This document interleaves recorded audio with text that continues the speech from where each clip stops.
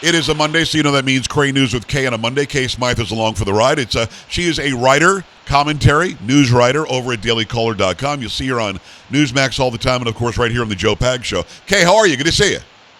I'm good. I'm really tired today. I went away for my first ever American Bachelorette this weekend. If anyone listening was in Boston and happened to see a bunch of 20-year-old women dressed as founding fathers, that was me.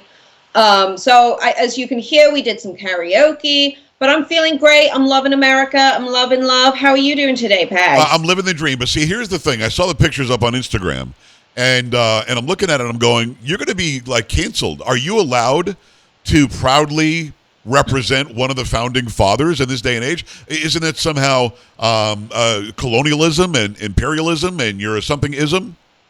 Probably, but I don't really care. Like, anyone can call me whatever they want at this point in my life. I'm like, I laughed so much this weekend. People were stopping us, taking pictures with us. The number of people who just like walked by and smiled, it was the most fun. We didn't even have to wear makeup, which was even better. We got to wear comfy shoes. The clothes were fantastic, if I do say so myself. Right. And everyone understood the assignment, and it was super fun. And yeah, if I get canceled for it, I mean, the fun place has come after me many times, Joe. Yes. It's fine. I'm okay with it. Other people's opinions of me are none of my business. There you go. I like the perspective a lot. Now, I'm wondering, do you think the founding fathers all spoke English like you speak it? Well, I would assume not. We learned about this a little bit in school. In fact, I was actually saying this weekend, because we were talking about sort of like the origins of different words and sort of like how it's different in the UK, things like that.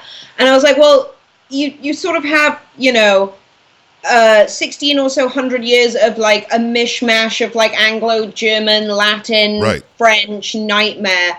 And then like Bill Shakespeare shows up and he's just like, bam, here's like thousands more words, guys. Just use all of these as much as you want. Right. Do whatever you want with them. Just like evolve them, have fun. But you read Shakespearean English even compared to the English that we speak today. Totally different. I mean, I can't even understand what young people say, and I'm 29. Right.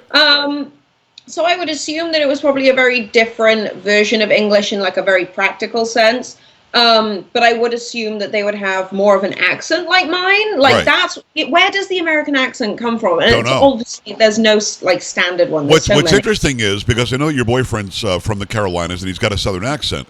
I think a Southern accent, if you listen to it closely, is not that far from an English accent. But then go to New York, and if you break that down, that accent is also similar. It's almost like we had the English accent or the British accent, and to the north they went like Pak the Ka in New York and stuff like that. And in the south they were like, 10 and 10 makes it 20. And you could sort of, if you put the New York accent, Boston accent, they're different, but you put those together with like a Southern, maybe a Carolina or a Georgia accent, you might actually get a British accent out of it. You're so right. It's sort of like, instead, I guess, what would that make then? I guess British is then an American accent soup. That's the way that we can kind of look at it. But I do think that you guys have the superior accent. Really? Obviously, this accent is completely fabricated, because if I spoke in my Welsh accent, no one would understand me. I've heard you speak Welsh. I have no clue what you're saying. No, I've heard you speak Welsh. It makes no sense. It really doesn't. It's Kay Smythe. Let's get into some serious stuff here. Is there an FDA recall on flour of all things? Yes, so there's a huge recall going on right now. It is a voluntary recall. The CDC started investigating it last month. So anyone listening and anyone who knows anyone, it's General Mills. I believe it's the all-purpose flour. And then there's one other. Let me get the information up right now. Yeah, it looks like it's the General Mills gold medal bleached and unbleached all-purpose flour. So it needs to be disposed of immediately. And the use-by dates on each of them would be around like March 27th and March 28th, 2024. But I would just say, just start from scratch. If people want to get in touch with General Mills or read anything about it, you can literally just Google FDA General Mills recall. But it's been linked to salmonella. And that's no good. There's No. been no deaths, but a lot of 3 or 4 hospitalizations. There's been a bunch of people come down, and that's just the ones that are recorded. So it's going to be way higher. We talk about this a lot. It's Kay Smythe, news and commentary writer at Daily Caller. See her on Newsmax. See her here all the time. We talk about this all the time. But is there something going on with our food supply? Chickens aren't laying eggs. 18,000 cows go up in flames in Texas. You're hearing about 8 or 9 different food processing plants that just don't work. The formula plant just doesn't work. Now flour is being tainted. I mean, are we just reporting it better now? Or is there something going on? Well, I think we're reporting it better, but if you think about it realistically, we also now live in a very, I grow some stuff at home, but our garden is still in the process of growing. It's still early spring. We depend on external suppliers for basically all of our food. And now, Joe, when I was growing up, so this was back in the 90s up until I would say sort of the mid to early 2000s, I grew up in sort of old steel and coal mining town in Wales. We would go to the greengrocers to get all of our vegetables. We would go to the butchers to get our meat. We would go to the fishmonger to get our fish. It just, baker to get your bread. In fact, I think my parents still do go to the bakers, the same bakers I grew up with. But all of those other shops have completely gone. It's very, very difficult in this day and age to find non-mass produced food. And I think that has created a dependency for all of us. Yes. On a very unsustainable supply chain. I wrote a story earlier this year that there are absolutely no models to track food supplies globally. We don't have that actual data and information other than how it relates to financial futures, not in terms of how it's actually going to feed us. And if I say this to someone at least once a day, go and start a small garden. You can literally do it. You need this much room. You need a few feet by 12 feet. You can get a little kit on Amazon for $30. You can go out into your garden and probably find, or just all the stuff that you buy at the supermarket will literally regrow. All those vegetables, all those fruits, they grow themselves. And I think it's the most important thing that people can do right now. Well, it's just so scary.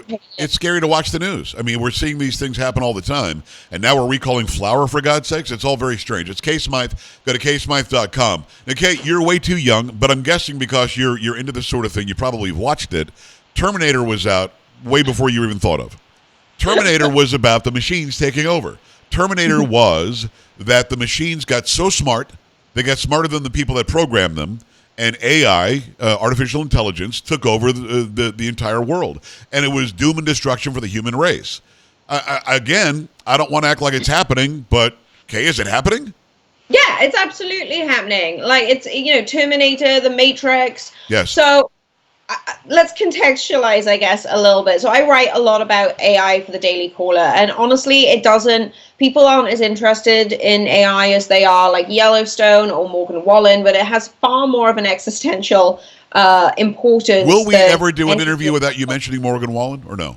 No, that's never going to happen. Okay, go ahead. Sorry, I didn't mean to interrupt. Go ahead. I think turn it into a drinking game for everyone who's not driving right now. Exactly. But anyway, or I don't know, hit me up on Twitter every time I mention him. But no, AI, I think it's one of those things where because we hear about it so much in pop culture, it's really easy to write off the importance. So I did a piece last year that was part of my column, and it was something like step aside, annoying, overindulgent, egomaniac journalists, your robot replacement has arrived. And it was all about ChatGPT. And when that started becoming, known within the sort of Twitter sphere and things like that, and in sort of mainstream news media then as time went on. And it's sort of one of those things where it makes me nervous to think about the potential capabilities, but the real threat from AI doesn't come, I don't think, from like some big robot uprising like iRobot or something, or Terminator or the Matrix. I actually think it comes from, once again, an unsustainable system that continues to normalize greed and complacency. So when you have robots that can do everything that humans are supposed to do and fill those gaps, you're going to see so many people lose jobs. I feel very, very nervous for anyone who got any kind of computing degree in the last 20 years, or like literally from today back. If you're currently in a computing degree, go and switch to agriculture, seriously. Wow. I think it's going to eradicate a lot of purpose. And part of me, what freaks me out about that, Joe, is we lose knowledge. Like, we are declining as a society every day because we suffer from exponential knowledge loss. Like, the stuff that, you know, that old saying, like, the reason the grandma survived the Depression is because she knew how to do things. I know like maybe 3 people my age who would survive if we went through a depression. Like, I genuinely believe most of the people I know would starve, because A, it's going to be total societal decline and collapse. And I think B, because you lack, like, or most people lack, I mean, John and I talk about it all the time. There's a lot of stuff that we don't know how to do. But say, for example, we give all the robots these jobs, and then we, in a generation, 2, 3, maybe, I don't think we'll get to 3, maybe 2. But by the time that second generation sort of rolls around, what happens if, I don't know, a solar storm hits, an asteroid hits, a volcano goes off, there's mass civil unrest. Right. If anything turns off, like the power grid, I don't even want to get into how scary, vulnerable that is right now. But if any of that goes off, we lose not only the machines that do everything that we need to survive, but we also don't know how to go back and fix it. We don't know how to mitigate the long-term effects of that loss. Like, we live in a completely unsustainable system, and it is being pushed upon us, and we don't have to live this way. I want to dial it back a little bit, because we've gone a little bit into the weeds, and I love when you do that. Your tangents are awesome, and that accent's pretty cool. But let's dial it back a little bit. I'm gonna show you something. Those who are not watching, I'm showing a Rubik's Cube right now. I don't know. You probably don't even know this about me, but I solved the Rubik's Cube very, very, very quickly. Oh, no, I've seen you. Yeah, my average today, I'm kind of slow, is about 25, 30 seconds. My fastest ever is 14 seconds. The guy who created it is named Erno Rubik. The guy who created it, the fastest he's ever gone on the cube that he created is a minute. The world record on the cube that he created is, I think, 5 seconds, something like that. It's how fast these kids, it's done.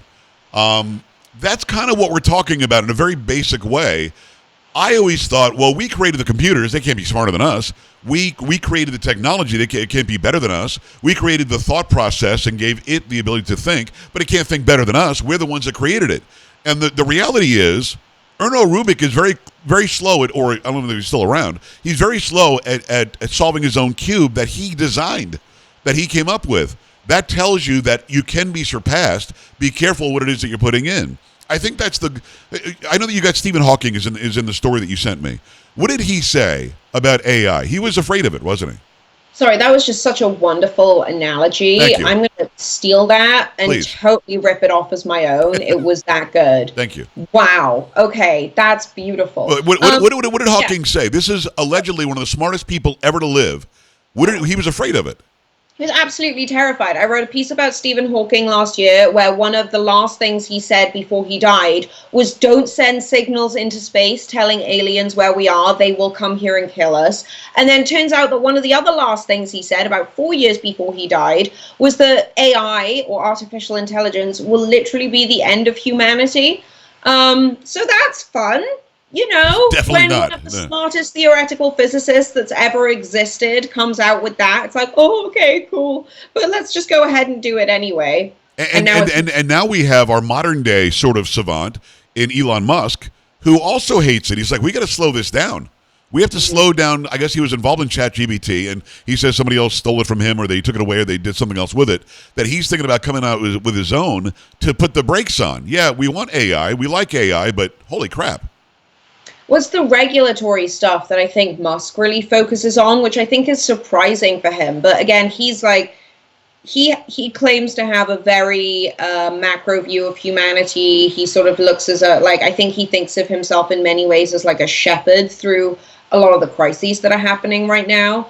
And I don't know. I always I don't know. I when it comes to Elon Musk, I think he'll do whatever the heck he wants. Right. But the fact that he's so concerned about getting it regulated, I think should speak volumes to the potential threat that this Can we slow it down, Kay? I think that's the question du jour. No, Can we slow it down? No, I don't think so. I mean, maybe if we decide as a society that making our food supply sustainable is more important, like that would be pretty cool. Yeah. Which is another thing that I write a lot, and you know, Joe, I go on about it all the time.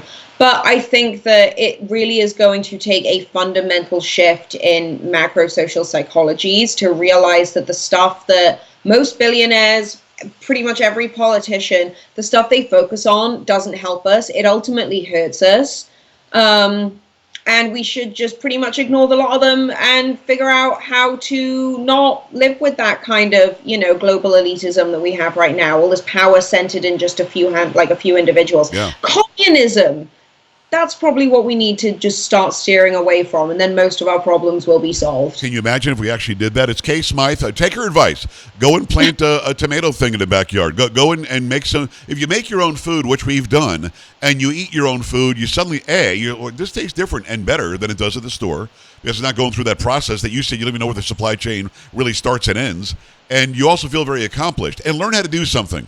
I actually had this conversation about 30 years ago at a TV station, and the conversation was, if somebody invades, could you survive if every job that we know of goes away?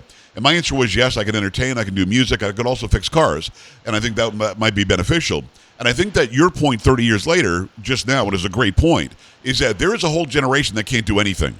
They can't fix cars, might not be able to play music, might not be able to add, subtract and divide. What are they going to do should something change everything that we know? And we're going to pick that up next time because I think that's a great question. I love that you posed the question. What will people do if everything changed tomorrow? That's a beautiful one. Let me know on Twitter. Let's do that. Kay, you're the best. Go to kaysmythe.com. Check her out on the Daily Caller. Check her out on Newsmax TV. Appreciate you, Kay. Appreciate you, Joe. Thank you so much. Back after this. Stay right here.